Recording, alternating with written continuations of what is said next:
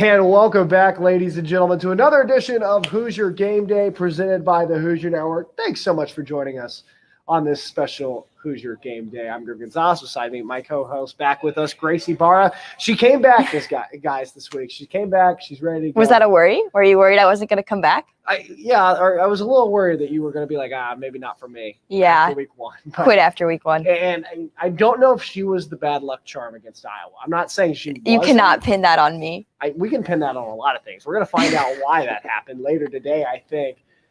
Full show for you, but great to be back here. And Grace, this is the day we've really all been waiting for. Iowa's in the past. We're flushing that one, but first home game. It's here. First home game, and it's a night game. It can't get more exciting than that. A full day of tailgating, full day of people getting excited to be back in Memorial Stadium. But, is it too early in the year for a night game? I like those mid-October night games, which I know Big Ten's really weird about, but I like those mid-October night games, not the summer night games, I get that, but there's also the fact that you're not going to have to dress in 4 different layers to prepare for this night game. You can just wear what you'd normally wear to a noon game, which is awesome. Plus all day to tailgate, which is also a plus. Tailgating is back at IU, and I'm sure people who are watching us now are either in the tailgate lots, in the fields, at Kilroy's, you name it. They're probably tailgating somewhere here today. So thanks for tuning in. Thanks for joining us. And we're really excited. We got a great ball game coming up here. Indiana, Idaho. Idaho's a team that absolutely pummeled their opponent last week, 68-0. And that's a Canadian team, too. Yeah. And, IU's got a team that has not yet to score a touchdown this season. So should be interesting to see how these two teams come together. I believe they scored 7 touchdowns, Idaho did last week. So got some work to do there. And also it's the first time these two teams have met. Oh, yeah. And Iowa's defense about scored 7 touchdowns last week, I think, too. Indiana coming off their heartbreaking loss to Iowa last weekend. It was a tough one to watch, especially when you see the offense give up 2 crucial pick sixes. It really changed the tone of the game, especially when you start off the game. And I know Mike Penix has taken a lot of blame this week, but it can't all be his fault. No, it can't. And I think something really important that we can pull from one of Tom Allen's pressers this week is he talked about how Mike Penix's knee is 100%, but it's getting him to play like that. And there's a difference between playing in practices versus playing in a live setting. And that's where that gap is. And that's where they need to work on that with him. And Tom Allen actually had his press conference on Thursday to talk a little bit about what they need to do this weekend. As always, with Tom Allen, it turned motivational. Let's take a look. When you face adversity, like we have, so early in the season, so early in the game, it tells a lot about what kind of team you have. And definitely there's no doubt that we'll be judged by how we respond and how we play on Saturday as a response to that challenge. And that's why the one word for this week is fortitude, which is just it's the mental strength to be able to push through and to be able to fight and to have grit and toughness and just to have raw guts to you when you get knocked down and when adversity strikes. And that's what we're dealing with. And so to me, when that happens, you want to rely on your leadership. You want to rely on the strength of your team, which I've said all along is our leadership of our guys and their belief in themselves, in each other, and in who we are. So, you obviously don't want one game to be able to sidetrack you to that point. And so I don't believe it has or it will. But at the same time, we have to prove on game day that we've got that type of resilience to us. We got that kind of grit to us that's going to be able to withstand throughout the course of a season the ebbs and flows of a game and the ebbs and flows of a season itself. So that's what great teams are able to do, and that's what I expect this team to do.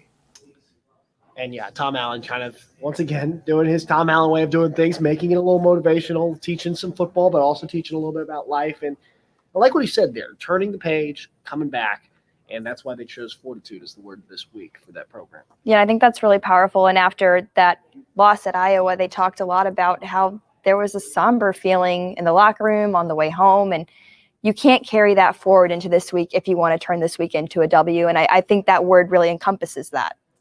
And we talk about turning this week into W's, and this is the FCS opponent, and first time in a while IU's facing an FCS opponent. Yeah, they haven't lost to an FCS opponent since 2006, and that was Southern Illinois. And, Idaho's had some trouble with the FCS and FBS, and they were actually previously in the Sun Belt Conference, got booted, tried to get back, and they're still in the FCS. So, Indiana's really looking for an easy comeback game after that Iowa game, and hopefully to not lose to an FCS opponent for the first time since 2006. And we talk about why you schedule this game right here, sandwiched in between arguably two of IU's top 5 games of the year. Yeah. It's almost like you're giving your guys a confidence break here. So if what happened against Iowa did happen, which it did, you can come back, kind of have an easier load, easier opponent. Now, by no means can you walk out today and play easy. You got to go out and give it your all. And I think that's what Indiana's going to do today. I don't think they're going to take Idaho for granted. I think they're going to come out and have one heck of a ball game. And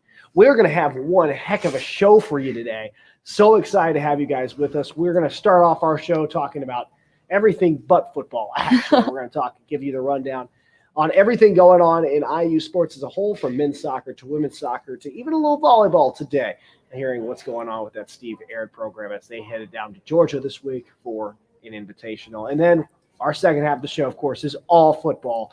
We have the insight, the analyst that you need to get ready for a big Indiana-Idaho game day. So without further ado, Grace, you ready to get this thing going? Let's do it.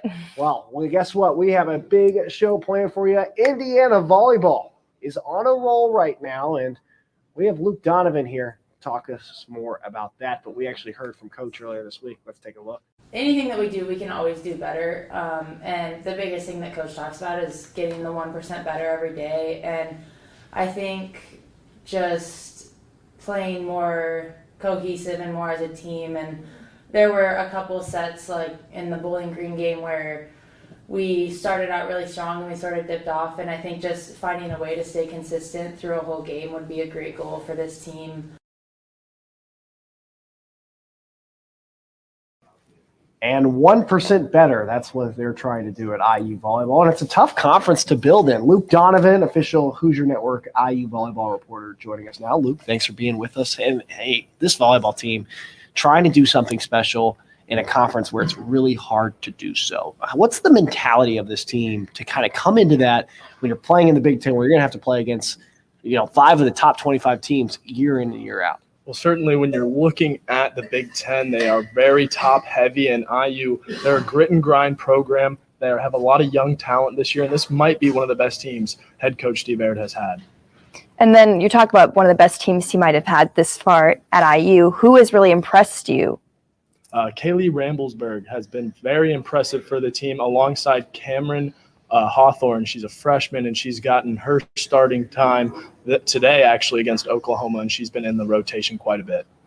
Where do you say this team is at right now? When you look at the Big Ten as a whole, is this an NCAA tournament team? Is this a, right on that bubble team, or are they just not there yet? I think they're still a little bit too young. Certainly they got out to that hot start. They went 5-1 in their first 6 games, but then they've lost 2 games today against Mississippi State and Oklahoma. And so those are 2 tough games. And then they have Georgia Tech later tonight, and that's another ranked team. So I think Indiana, they're still just about 1 or 2 years away from, I think, really being able to compete with some of these top Big Ten and non-Big Ten teams. No, even though these games might not be wins, what do you think they're teaching a young program like Indiana? Well, I think it's certainly about endurance and experience. A lot of 5-setters for this team. The 2 games they lost in the Georgia Tech Classic were both 5-setters. And I think once this team can figure out how to maybe clutch up in the 5th set a little bit better, they'll be a lot better off and they'll be able to win some more games. All right, Luke, final question for you here. Steve Aird coming into this season, how long do you think this build is going to take? We know they're not there yet, but he really wants to build something special in Bloomington. How much longer do you think is left on this rebuild? Well, certainly he's done a great job of recruiting, and I think that'll continue in the near future. And I think with a lot of the young talent they have, maybe 2-3 years, and they could really be a team to be careful of in volleyball. Awesome. Luke Donovan joining us here on Hoosier Game Day. Talk a little IU volleyball. Luke, we appreciate your time. Look forward to seeing what you release out next. If somebody wanted to read IU volleyball content, though, where would they go to find that? TheHoosierNetwork.com. Hey, little promo there, right? We got to promo the content. Of course we do. Coming up next, Indiana women's soccer is rolling. And after a big win last night, or I should say Wednesday night, they're looking to keep it going. So let's hear what Erwin Van Bennekom has to say about his team's impressive route the past few weeks. I think we had a lot to figure out in terms of personnel and how people fit together and rotations and stuff, and played a couple different formations and stuff. So I think that is one piece. Now, formations don't really matter that much, but I do think people in the right places with the right roles is really important. And I think we're getting to that point, understanding who we have and understanding each other. So that I think that is just growing. And I think mutual understanding is one of the most important things, and understanding in between teammates is really important. So I think we're getting to that point. So I think that's changing, and I think we create maybe less shots but better opportunities. And it's all about the quality of opportunities, not so much about shots. So. Just heard from Erwin Van Bennekom there, 10 goals in the last 2 games. Can you talk a little bit about this offensive production that we're seeing from the women's soccer team here? Yeah, they've had a good last 2 games. Obviously, they scored 6 on senior night and then 4 last night. The 4 goals, I feel like last night weighed more than the 6 the game before because Murray State was a very good team. They're 4-1 coming in, and then they come to Bloomington. And we play really well against them. And we scored 4 last night. And it starts with Jordan Levy, the freshman. She's been killing it. She leads the team in goals. So her offensive production has just gotten the whole team going, getting them around. And this team is young and new, and I know Erwin has recruited really hard to kind of build this program up to be something that we haven't seen in women's soccer history. And so far, with a record of 5-1-1, I mean, he's turned this program completely around from where they were a few years ago. And I think it starts with their winning games that they used to not be able to win, the gimmies, in those non-conference. What has the mood been around like this team? I know there's a lot of new momentum, a lot of new talent, and it just seems like they're finally clicking. So what's the mood around there? Oh, well, last night Van Bennekom talked about how this team is up and coming, and this game was a big confidence game for them.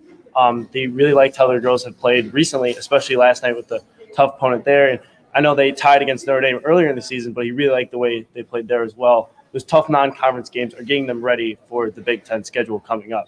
So he talked about how the team is growing as with the seniors, how they're leaving their marks on the team, having the next next class come in and play better and just build up the program as a whole. Now we talk about a lot of goals, but there's also those shutouts there, not getting any goals scored on them. Can you talk about just the importance of this defense and especially having a freshman in goal? Yeah, she's been doing a great job. She has not allowed many goals at all this year.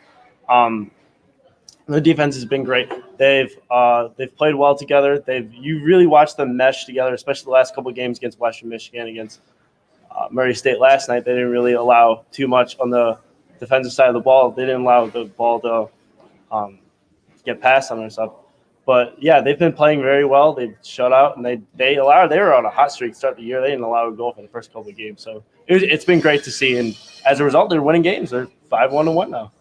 All right, Big Ten Conference right around the corner. They're going to have a lot of tough games there. Yeah. Where do you think this Indiana team stacks up with the rest of the Big Ten? Well, I think they're still up and coming. I know they barely missed the NCAA tournament last year, but I feel like this year they definitely have a shot because Van Bennekom also talked about how they lost to Murray State a couple years ago when they went there, lost 2-1. Now they've won 4-0. So you've seen the improvement in just 2 years. So I personally think they're on the bubble of getting in the NCAA tournament. Well, that's all we have now on women's soccer, but it's time to take a look at men's soccer, who has bounced back after that upset loss to Creighton against Xavier on this last Monday.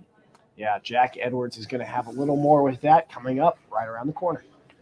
Hey, welcome back, and now joining us, the IU men's soccer beat reporter at the Hoosier Network, Jack Edwards. And Jack, welcome back. Good to see you. You look a little refreshed now that Indiana's got that first L out of the way. Pressure's off a little bit, right? It is get it out early. You want these tests. Last year, I think we saw in the NCAA tournament, not playing these non-conference opponents and these different styles of play hurt them when you had these other teams who played different brands of soccer. It was tests they couldn't really overcome. So having these losses early when they don't really matter as much is always going to be a bit more beneficial. So I think that the key for them, though, is to continue improvement. They have not played anywhere close to their best. They've had a few injury problems, yes, but I think there still is a lot of ways for them to improve in the next few weeks heading into Big Ten play. No, let's talk that Creighton game a little bit. Creighton, a team that has not beaten a number 1 seed team in regulation ever. What went wrong? Just about everything.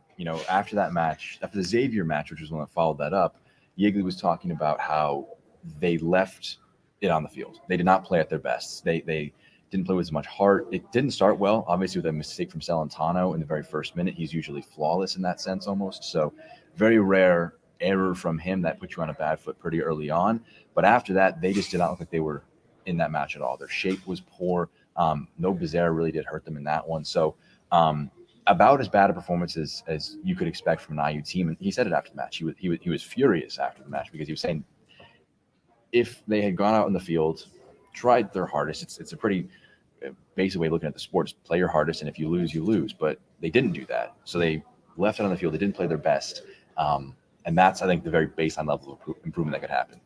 Try your best, show up, and at least you won't be that upset after a defeat like he was against Creighton. All right, Vic is back.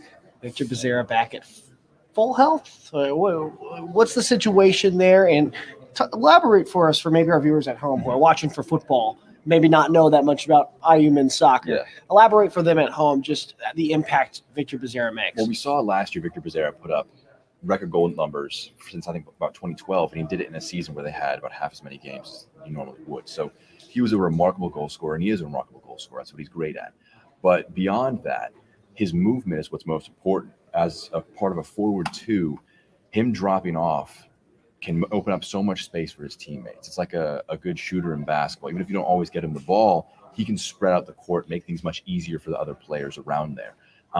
And he's not playing at his best, but his movement's still there, his finishing's still there, and he's going to get back to fitness you'd expect in the next coming weeks. So the goals, he actually hasn't scored a goal yet this year through 4 matches. Only played in 2. He got hurt in the first one, only played about 60 minutes in this last one because they're trying to manage his minutes. So I think they're going to be fine if Victor Becerra doesn't lead the team in scoring, doesn't have a runner-up Mac Herman level year again, as long as he's fit for the end of the season when you need him the most, because he wasn't at his best at the end of the last season, wasn't at most fitness. And he talked about that, I think he had like a tooth infection that just kind of messed up his entire sleep pattern. So he was tired. He wasn't fit.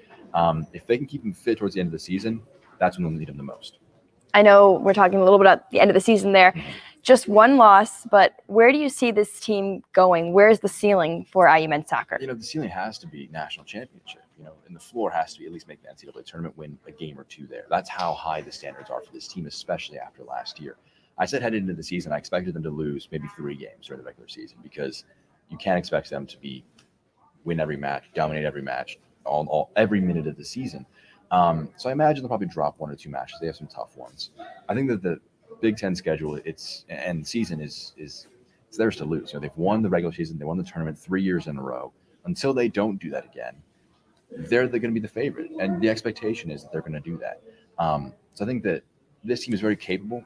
They dropped to number 9, I think it was the coaches poll, from 1st to 9th. It's a huge drop off, yes, but in terms of talent, just raw talent, no team in the country can stack up with them. It's just the question is, can they get it to work as a unit? And can they at least leave it all on the field, unlike they did, against Creighton? Sensational freshman also in that offense. Yes. The attacking third has looked pretty solid this year. We had the privilege of doing sideline for some of the games, Yeah. and I mean, the way Indiana's offense works, it's a thing of beauty compared to other teams. We watched the Ohio State game first, which did not feature Indiana, and you see kind of guys like playing catch up, missed balls, missed taps. But IU gets out there, and it is a totally different ball game, crisp, orchestrated. It's like they've been doing this for 100 years with each other.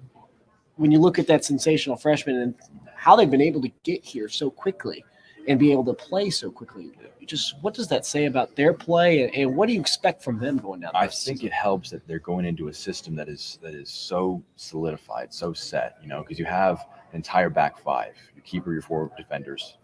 They came back. You have Joe Schmidt in the midfield. You've got Gumbali, you've got Endel. You've got all these pieces. You have Becerra, who have been here for many, many years. So you're not coming in trying to revolutionize, trying to reinvent the wheel. You're coming in and you're being part of the system. And it's always much easier as a freshman when the eyes aren't going to be on you solely, when the eyes are on Becerra, they're on Endele, and they're on Schmidt. And you can kind of just be in the peripheral, be in the background, and still thrive and bring yourself to the foreground by playing very well. So I think that Sarver getting that goal against Xavier, huge for his confidence, because he had really good all-round play. His pressing and his link-up has been tremendous all season. So for him to get that goal, it was tremendous composure. I think he's going to kick on in the next few weeks, really start to be a bit more of a goal scorer for this team. Mahalik, we saw in that first match against Notre Dame, the brace he scored, he's got that in him as well. So for Indiana, who's had a bit of a slow start compared to where they're used to, having these freshmen come in and be comfortable in the system, be comfortable in themselves pretty early on, it's exciting for the team, and it's exciting for their development, because you have to imagine you get at least 2 years out of these guys. And you think how high their ceilings are for both Mahalik and Sarver, and even McDonald in the midfield, who doesn't score goals, doesn't create goals, but he's been a tremendous performer for them. This team is not just going to be great now; it's got chances to be really good for the next few years. Well, thank you so much, Jack. It's really exciting to hear about where this program is headed. And now it's time to switch gears to the other football. Yeah, from football to football here in America. That's what they're calling it, right? Ted Lasso's kind of changing that, but you had to work my Ted Lasso reference into the show. You know that. But yes, it's now time to break down Indiana football. But in order to do that, I think we kind of got to dissect what happened in that Iowa game. And Max Resick sat down with Richard Fant to look at some defensive film to see what Indiana did wrong in that one. We have that now with Max. So let's jump right into it here. I'm going to bring up the footage. And our first play that we have, it's on 2nd and 10. Petrus hands it off to Goodson just in the first quarter, 13:43 to go. And he's going to find the edge on the far sideline and go all the way down for 6. Not the start the Hoosiers were looking for. What's your initial reaction to this play? Yeah, my initial reaction, I think, start of the game, this is when the defense can set the tone, make a stop, or an offense, Iowa, can set the tone, and that's what they did with this touchdown. But when I look at this play, it wasn't really as much Iowa's offensive execution as much as Indiana's defensive mishaps. You look at this play, and on the right side of the ball, you just see 4 Indiana players over there. And so the hard part about that is there's already 4 linemen to block those 4 with the center coming and a running back. So they're outnumbered. There's no edge to the defense, which I think obviously Coach Warren probably spoke with all of them about. But even with there not being an edge, Iowa was able to seal off defenders and get to the next line of defense, which is the linebackers, and keep them from scraping over or coming over the top to make the tackle. So sadly, this is just poor execution from the Indiana defense. And yeah, that kind of set the tone for the game right there. Yeah, so it looks like there are 2 tight ends set to the far side of the Iowa offensive line. Number 84, Sam Laporta, and number 85, Luke Lachey. As a defensive player reading the formation, would this for you typically signal a play to that stronger side? Yeah, because I know Iowa, right? Teams like Iowa, Wisconsin, Michigan, this is a very popular formation, running into the short side, the boundary side. So for me, I want to get my defensive end lined up in between those 2 tight ends. And then I also want my corner to make sure he doesn't get outflanked by that last tight end, so that this ball is coming, he can at least get to set the edge to now where that running back can't get outside and has to cut back inside. And it may not have mattered with this play, but at least you give your other defenders opportunities to get over there to maybe tackle them for a 20-yard gain or only a 10-yard gain. Okay, and so what's the reason they didn't shift here if they recognized that there were those 2 extra tight ends? I think it's just miscommunication. Games are moving fast. You're trying to see the formation. I saw as a corner, I looked at the back end and I could see from the beginning, we had our strong safety coming over. Raheem Lane was coming over. And I don't know if that was the coverage, but I knew something wasn't right because you end up having 7 players on a side of the field where there's only 2 receivers and 2 offensive linemen. So I think just miscommunication and misread by the defense. I mean, something I know Coach Allen and Coach Warren adjusted after this happened. Absolutely. And so here at the beginning of the play, I noticed that different linebackers on the Indiana defense took different angles here, specifically number 8, James Miller. What sort of angle are you supposed to take on a play like this? Are you supposed to follow the ball or try and cut them off? For me, it's hard to speak on that fully just because everybody has different reads. And so not being able to see exactly where James is. Yeah, for James, so he's coming right here to be on that backside, to set the edge. So he's fine. He's making sure there isn't a cutback lane. So Mike and him are both there. There's no cutback. But Cam is trying to scrape over the top and gets cut off and is not able to get there to kind of stop the run from going for a touchdown. And could you explain really quick just what a cutback lane might be? Yeah, so the running back, as you see, started running to the boundary. But if the Indiana defense would have been able to cut that outside off, he would try to cut back across the field. But Indiana has multiple defenders there, so that can't happen. Got it. All right, so we're going to move into our next play here. It's going to come with 1:50 to go here in the second quarter. Michael Penix in the shotgun. He's going to sling it out to the near sideline. But Riley Moss, number 33, the cornerback, is just going to jump the route, pick it off, and take it to the house for his second pick six of the game. So, Richard, as a former cornerback, what is it like reading a quarterback's eyes?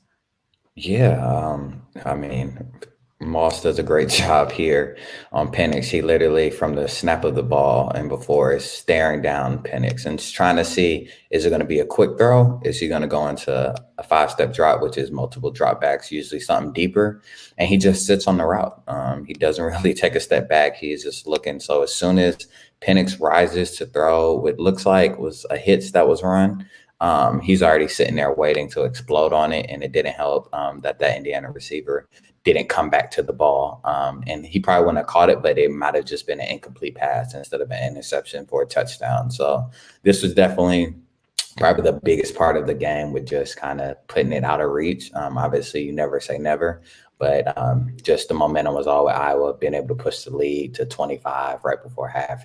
And Indiana on road is just extremely tough to come back from. Sure. And I'll just put a little diagram here of what a hitch route might look like. But for Moss, any sort of technique that you're seeing him use here that made it successful, like a successful jump on the route? Yeah, he's just sitting on it. I mean, not getting out too fast, reading out. So he's able to explode as soon as he sees Penix's arm raises to throw. So, I mean, it's a great job sitting on the route. Nothing Penix can do once she kind of lets that ball go. And, honestly, later in the game, they probably, if they could, if the game was closer, they would have ran a double move on Moss because he was sitting on routes so heavy, which means that he just wasn't respecting any deep routes. He was just waiting for short routes to be thrown. And a double move would be? Just, so instead of just that short hitch, you kind of fake the hitch route and you end up running a go ball. So we call those double moves, kind of a combination of two routes in a sense. Awesome. All right. So pretty simple on that one. Like you mentioned, Riley Moss just kind of jumping the route. So we'll take a look at our next play here. It's going to come with just 8 seconds left in the first half. Spencer Petras is going to take it in the gun. Ryder Anderson, number 10, fights through a block and bursts through for a sack. Great play by the Indiana defense here. Ryder Anderson had a wonderful showing this week. He had 5 solo tackles, 2 assists, so 7 total tackles, 2 tackles for loss, and 1 sack on this play here. But the first thing I actually want to talk about on this play is the secondary. So what role does the secondary have in allowing so much time for the defensive line to work? Yeah, the beautiful thing, and I'm a little dated with my Coach Allen play calls, but I love this coverage. We ran it when I was there, and you basically, to the wide side of the field, you have your corner manned up on number 1. But if you see there in the slot, you have 3 over 2. So they're kind of bracketed. That corner route is the route the quarterback wants to go to. Is 2 people on them. And then on the short side, the boundary, the number 1 receiver is going to be bracketed by the linebacker and corner, while the safety's man-to-man with that other corner route. So the secondary does a great job. There's nowhere to go with the ball, which then allows for Ryder and Micah to run a beautiful blitz stunt to get Ryder there for the sack. And when I talk about blitz stunt, as you see here, Ryder's working up the field and coming back under. And the most important piece was Micah running up at that upfield shoulder of his lineman, being able to rub off on the lineman blocking Ryder to give Ryder just a little space to make that sack. Yeah, and so going a bit further into that, what goes into fighting off a blocker? Yeah, a little bit of sometimes maybe just a blitz move, using a move one-on-one, but sometimes it's your teammate helping you out. And that's what Micah did right there. He is attacking the outside shoulder of the guard and pulling him up the field. And then he's also getting some on that tackle. So then Ryder can basically run his up and under and easily get to that quarterback.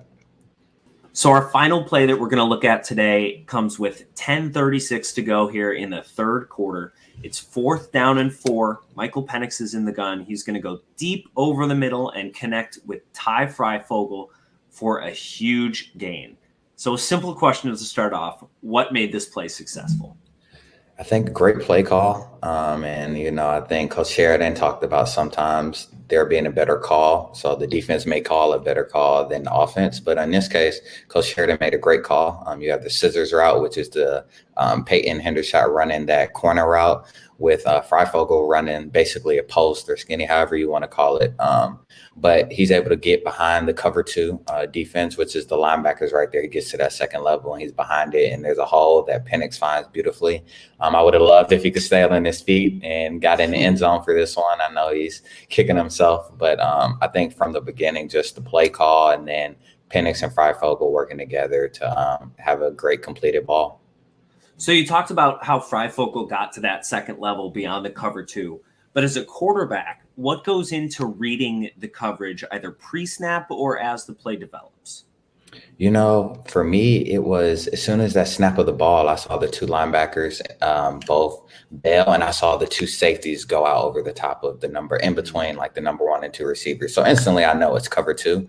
But then this O-line does a great job. I know you see one lineman get knocked down, but they do a great job of giving him time to let Freifogel get in behind these linebackers and kind of find that window that's open.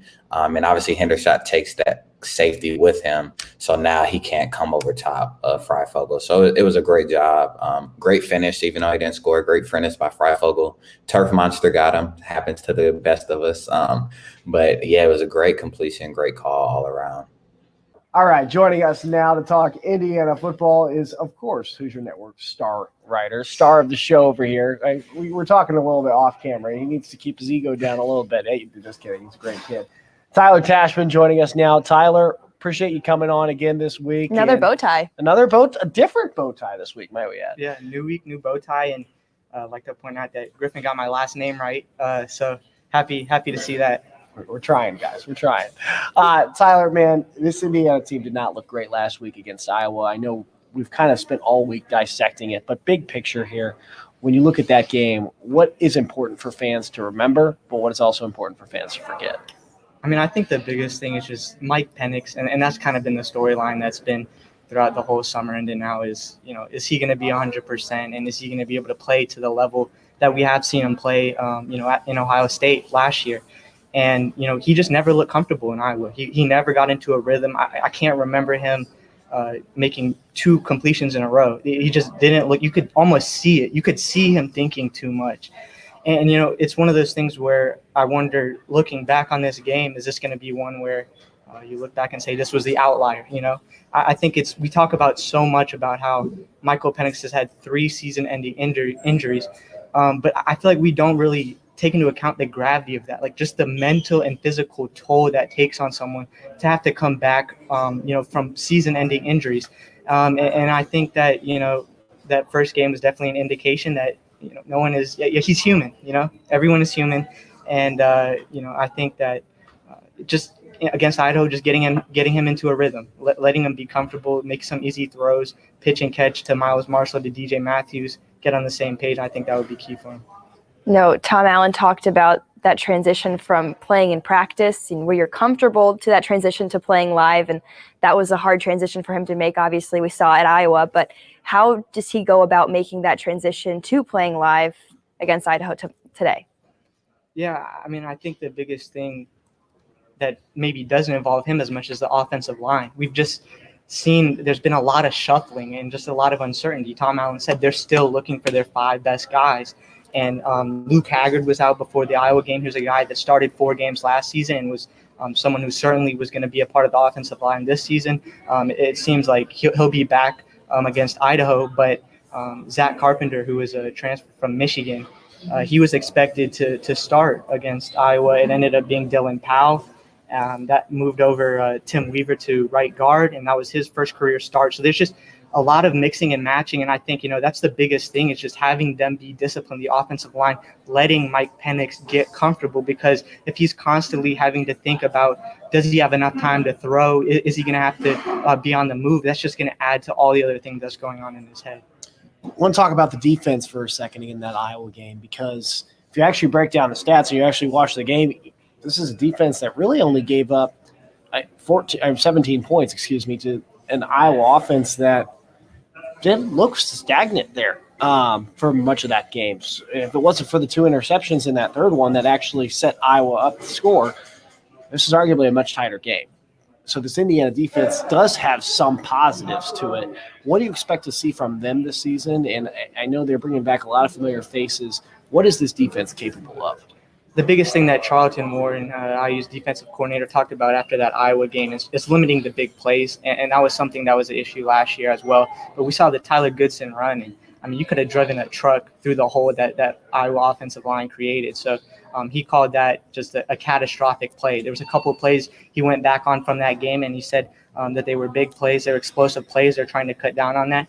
But the Goodson run was catastrophic, and that's something that those home run balls that Indiana really has to take care of.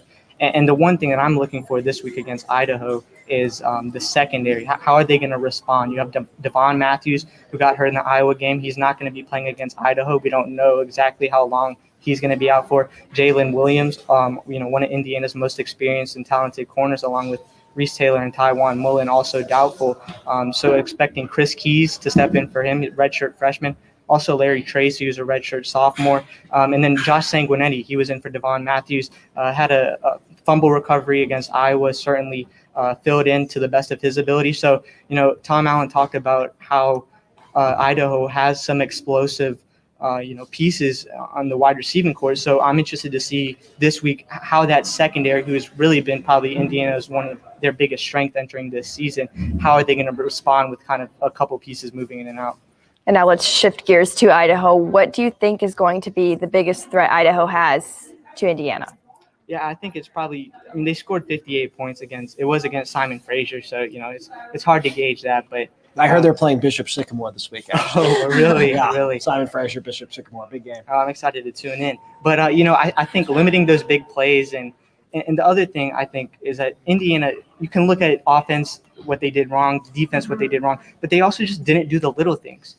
You had a couple penalties by Caleb Jones that were just kind of mental errors that moved back to offense. And then the special teams too.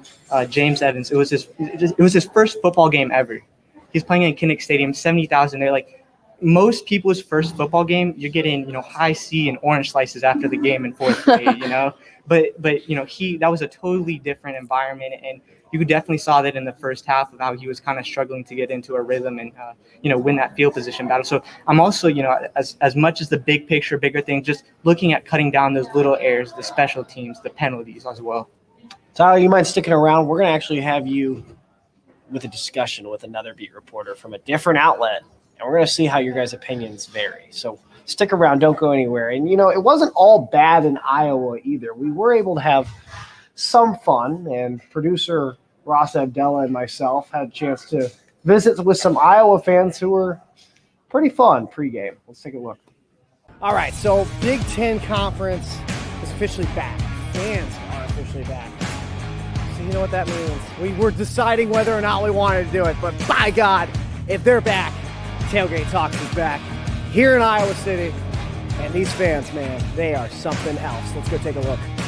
We've been gone for a year. We haven't had tailgates. First time back, week 1. How does it feel to be back out here? Amazing. Awesome. Great. The electricity is awesome. We're going to like Big Ten football. And what's the best part of Iowa tailgates? Oh, it's just the people hanging out, having fun. Everybody taking it easy, chilling out. It's excited for game day? Yeah! All right, who's going to win today? Let me ask you that. Okay. Iowa!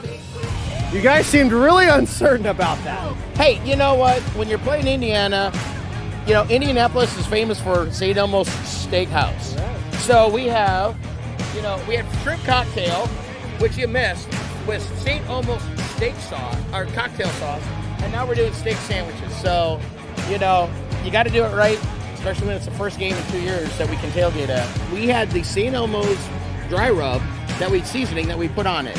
And then now this is the St. Elmo's steak sauce that we're just doing the glaze on it, and then, we'll serve it with it afterwards. Grill a little Italian bread, nice steak sandwiches. This guy looks just ready for steak. He's ready to go. He's ready to go. I'm ready. This looks delicious. I've never seen a tailgate like this. All right. What's your name, man? I'm Ben. Okay, Ben. You a student here? Yes, sir. All All right, Ben, let me ask you. I understand you're what we call a tailgate hopper. Explain to me what that is. I kind of bounce around throughout the day, you know. Hot tailgate. I don't have one home. Yeah. So you just look for the best one. So we're tailgate hopping. We're seeing who's got the best one. Oh my gosh, Steve, good to see you, bro. Hey, man. Your name Adam? Yeah, sure. Let's go with that. Whoa, that's cameraman Kyle. Yeah, we got some pong here. Can I do a celebrity shot? Is that okay? First one to sink one wins. We'll play a mini game right here. Here we go. I haven't shot one. Okay. Oh, I haven't shot one today. I haven't shot. That was my first one. It's okay. I haven't played the game. That was rough. Don't judge me here. That's it. Oh. IU's got a solid defense. What are you thinking? Sir, calm down. Do the lights turn on? Yeah. If you would be here during game day when we score, the lights and sirens go off. I gotta see the lights go off. Oh! Wow. That is awesome. That's how you tailgate in the Big Ten. Finally good to be back. Thank God we're all back. Thank God we're back. Let's go Hawks! Go Hawks! Back to you. I'm gonna get a Hawaiian shirt with these guys. I'm actually gonna join them, but you guys go inside. We're good. Let's go get a burger. Let's go get a burger. Now it's time to wrap up the show, but before we do that, we have a panel here. Time for the big questions. Joined with us now is Evan Gerke from the Indiana Daily Student and Tyler back here again. Griffin, let's hit him with the first question. Yeah, and guys, I think you know this is what's gonna come, okay? How do you move on past Iowa? How do you come in with a fresh head start? Because it was that bad of a game. Yeah, first of all, you don't want to overestimate your opponent in Idaho, but they're not a Power 5 team. They're not an FBS team. You go in expecting to completely dominate your opponent. You want to embarrass Idaho when they leave, send it back to the Kibbe Dome with their heads hanging. That is how you bounce back in a proper way from a loss like that against Iowa. I think the biggest thing is, really using the film from the Iowa game and earlier this week, using that film to learn what you did wrong. You have the tangible evidence right there for you. You look at that, see what you did wrong, correct that, and then as soon as you've done that, just put it behind you. Like Indiana cannot, think about that game anymore. That's what I talked to Marcelino Ball on Tuesday, and he pretty much said that was the mindset. That's behind us. He said he didn't want to talk about it anymore. That game is done, and now it's about just focusing on the rest of the season. Now, on the field, each of you give me 3 things you think IU needs to do to send them home crying, like you said. Number one, have an offensive line that can protect the quarterback. Michael Penix did not do well under pressure last week. 27% pass completion percentage when he was under pressure. He's a lot better when he has that protection. So the offensive line has to be better. Penix has to be better himself when he has that protection of throwing the ball downfield, making the completions, getting yardage. And then on defense, I'll just go the secondary needs to play like they did last year. Force more turnovers, get an interception, kind of get back to the formula that won them all those games last year. Yeah, limit the big plays. Can't afford to have any big plays, especially against Iowa.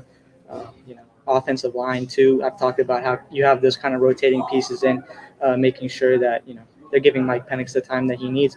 Number 3, I'd say make sure that all the jerseys on Indiana are spelled correctly. That's probably the most important one, but I feel like I had to add it in. That's a good one. Well, I like that one. Now, when you look at this Indiana football team, I have to move on and ask. Let's just go ahead and say, I hate to be the bearer of bad news, but let's just go ahead and say the Mike Penix we saw in week 1 is going to be the current Mike Penix. That's what he's going to have to offer. I mean, 3 season-ending injuries. Tyler, you talked about earlier. It's going to play a major role, not just in your play, but your mentality as well. If Mike Penix does not return to Michael Penix of what we've seen in the past, what do you do if you're the Indiana offense? Do you move on? Do you keep him? Because, you could argue his mistakes played a huge factor last week. Yeah, if that happens, I'm very concerned for this Indiana football team because so much of the offense and so much of the expectations around the team are predicated on what he is able to do.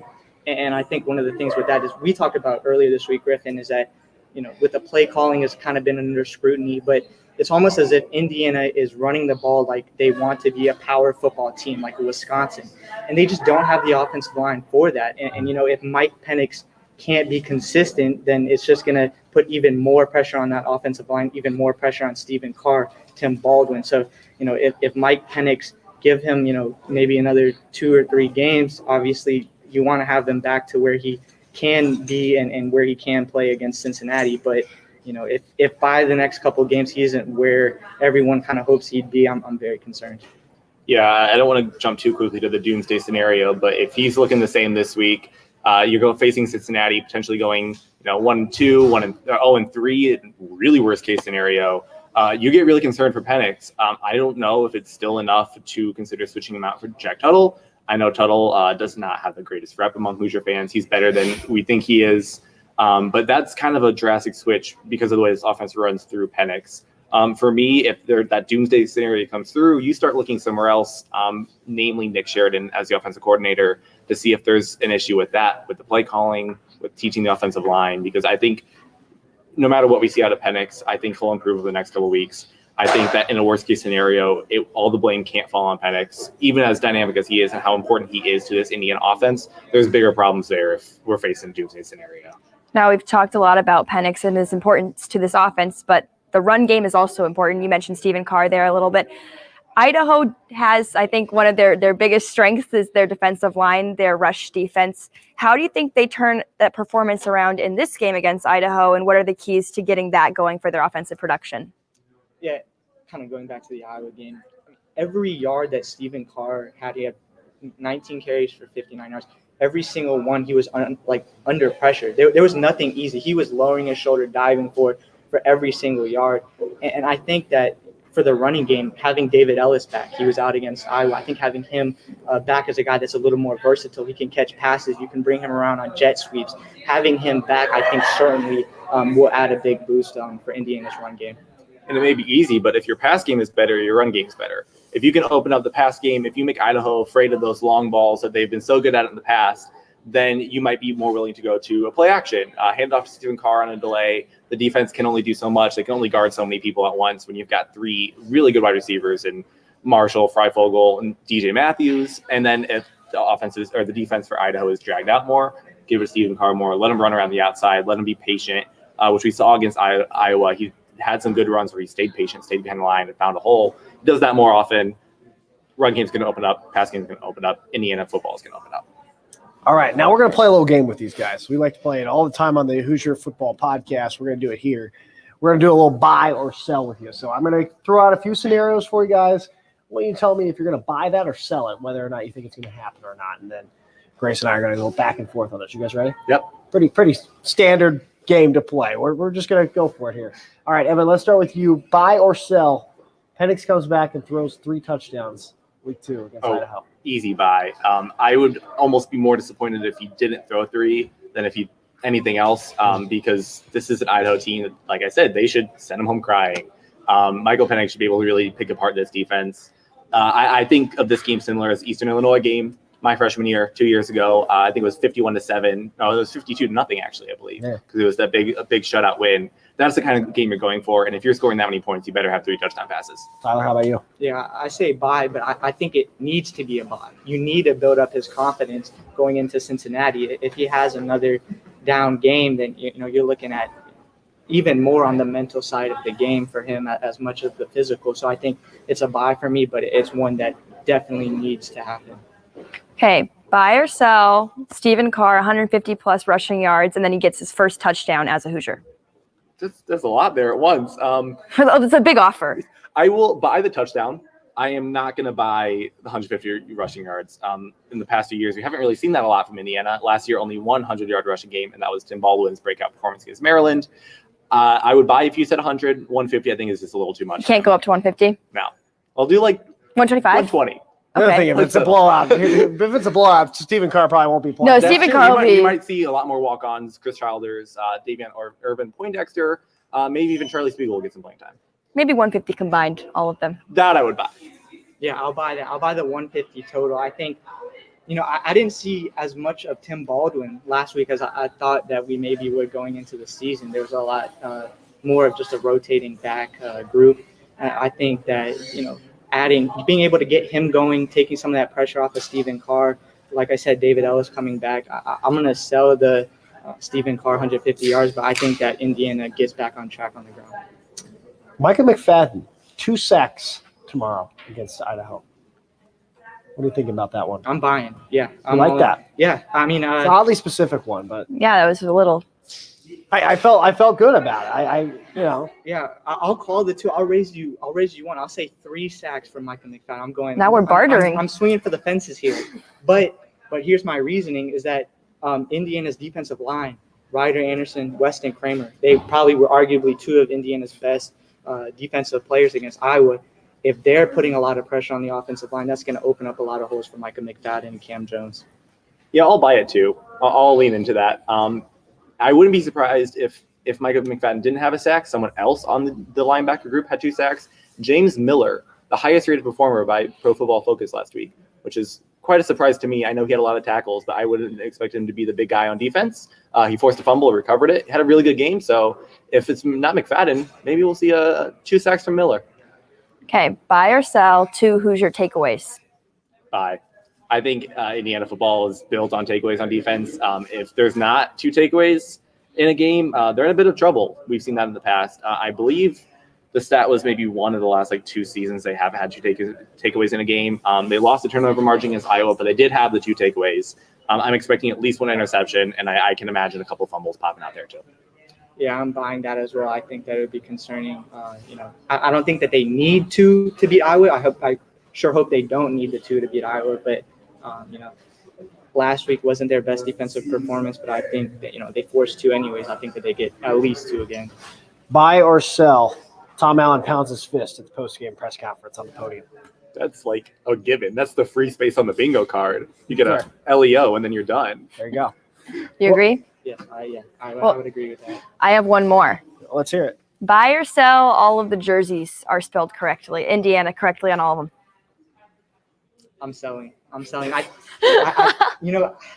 I just lose some of my trust in Adidas after that slip up this week. So hopefully you buy it, because if there's another mistake, we got a big problem. Social media is already blown up about Indonesia. So if someone else makes a mistake when everyone's eyes are on it, I think every single person is going to get a check when they leave the locker room, make sure everything's correct. Indonesia is not Indiana. It's got to be Indiana. Last names, people better be checking those. Some numbers too. Make sure someone doesn't come out of the wrong number. I really hope that everyone's got the right jersey this week. All right, final one here until we go to big predictions and we finish off this show. Buy or sell. I think last time I checked the line, it was Indiana by 30-plus points. Are you buying that or are you selling that? Start with this one. Yeah, well, first I want to say I mentioned in the last show I'm not a math major, so I was trying to think about my score prediction and if that was 30 points, and I don't think it was. So I think that Indiana doesn't win by 30. I think that they should, but I don't think that they do. I'm going to buy on the 30 points. I also did a prediction yesterday, and it was no matter how many points Idaho scores, you need to outscore that by 30. So I'll buy into that, the plus 30. All right. Time for big questions. I think it is. So let's do predictions. Who do you guys got? Yeah, well, first I want to say I had Indiana winning 24-21 against Iowa. So I will admit that you were wrong. I was wrong. The same thing. I'll own up to it. However, Mr. Griffin Gonzalez here did not predict Indiana to score 20, not 30, not 40, but 45 points against Iowa. And I think it's fair to say he was a little bit off the mark. In my defense, what happened against Iowa, a few people were expecting that. But in my defense, I thought the Mike Penix I saw in practice was not the Mike Penix we got in Iowa. So Tyler and I are opening up 1-0. 0-1, I'm 1-0. So are the Hoosiers, so we're on pace with Tom Allen, yeah, which I'm okay with. Evan's got room to make a good start here. You have 0 predictions on this show. I don't. I'm on a fresh slate, and I kind of start off with an easy one in Idaho. I am going to go 48-17. That's my prediction. Is there 30 points difference? Yeah, that's 31 points difference, right? Like I said, not math majors, guys. Math majors. Yeah, so I went. I think Indiana wins 35-14. 35-14. Okay, so you're 21. Yeah. Not taking that. I like Tyler's 35. I don't like Tyler's 14 he's given Idaho. I think this Indiana defense is just too good. I mean, really, like I said, they gave up arguably 17 points to Iowa. I don't think they're going to give up 14 to Idaho. I think it's going to be 35-3, and I think they're going to pull starters at the midway through the third quarter. I'm going to go, obviously, Indiana. I'm going to go 42-10. I think they gave up 1 touchdown and then a field goal, but think Indiana all around. We'll see if they hit that 30 points. Tyler and I need a boost. We in need our, one in one Yeah. out prediction. We do need gotta, to win our we got to predictions. bounce back. I'm only coming on here if I get it right. So Well, hopefully, no matter what happens, we see a better performance than we Right. saw week 1 against Iowa. That's going to wrap up our show. Big shout out to Evan and Tyler for coming on. Evan, more stuff from you. They can check it out at IDS.com, right? yeah, IDS.com. You can also find me on Twitter at Evan Gerke with my name. There's also a little blue check mark there where you can find me. He loves to share that. He loves to share I that. would love to share it too if I had it. Oh, yeah. Well, guys, it's an absolute pleasure. Thanks for coming to see us in this week's edition of Hoosier Game Day. We'll be back next week getting you ready for the big one. Cincinnati cannot wait. So log off Twitter, get off your phone, and, hey, go enjoy a great Hoosier Game Day. We'll see you next